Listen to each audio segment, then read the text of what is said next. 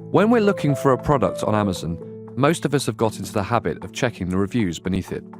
This is what Saud Khalifa was doing when he started to notice something strange about the products he was buying. So I got interested in online reviews when I actually was finishing up my master's degree, and I ordered a few things off Amazon. They were 5-star rated. There was hundreds of reviews, and they were all really, really positive.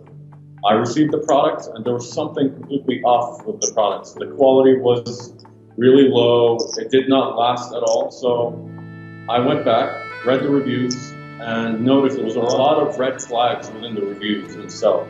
There was a huge trend of fraudulent activity within the reviews, and I could tell that they were fake. Mr. Khalifa now runs a New York-based company called FakeSpot, one of several new businesses which claim to be able to help you spot a fake review.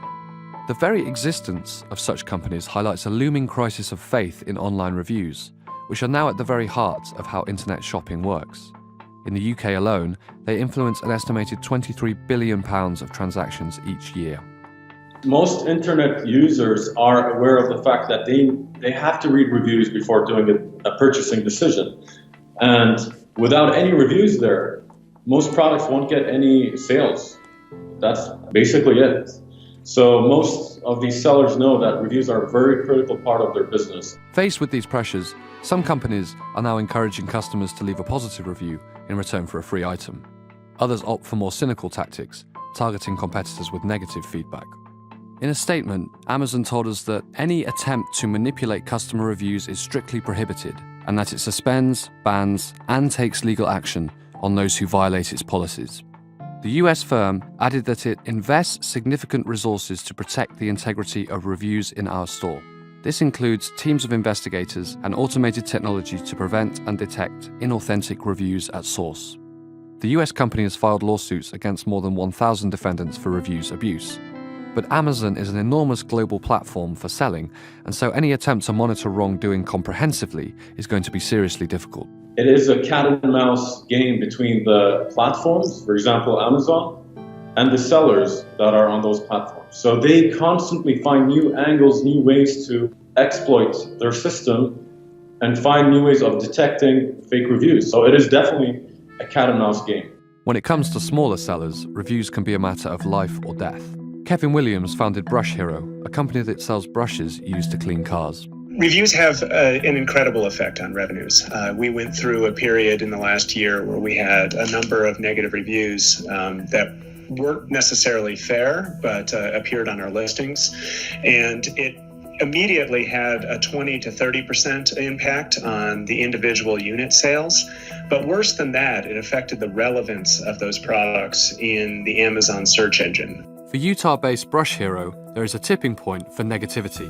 Even a few critical fake reviews could encourage genuine customers to pile on. Once the review level drops below, say, a 3.5 out of 5, we've noticed a vast increase of negative reviews that start occurring because it's just easier to pile on.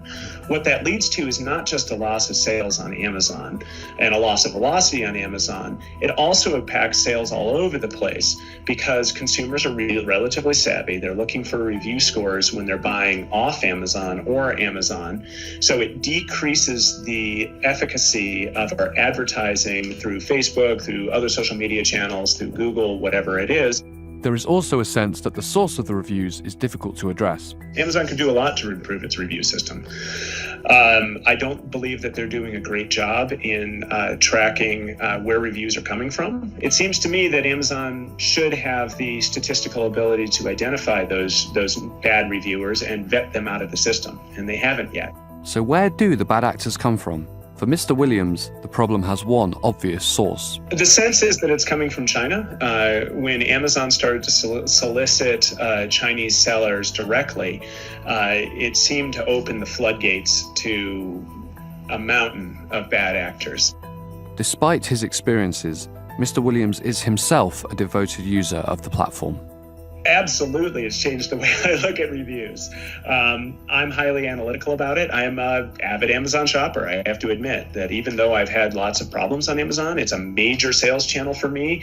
And as a consumer, I purchase things nearly every day on Amazon. The tangled web of online reviews is a challenge for Amazon, the companies that sell on it, and those of us buying. But it's also just one part of a bigger story, the difficulty we now have trusting anything we read online, even as we spend more of our time in front of computers.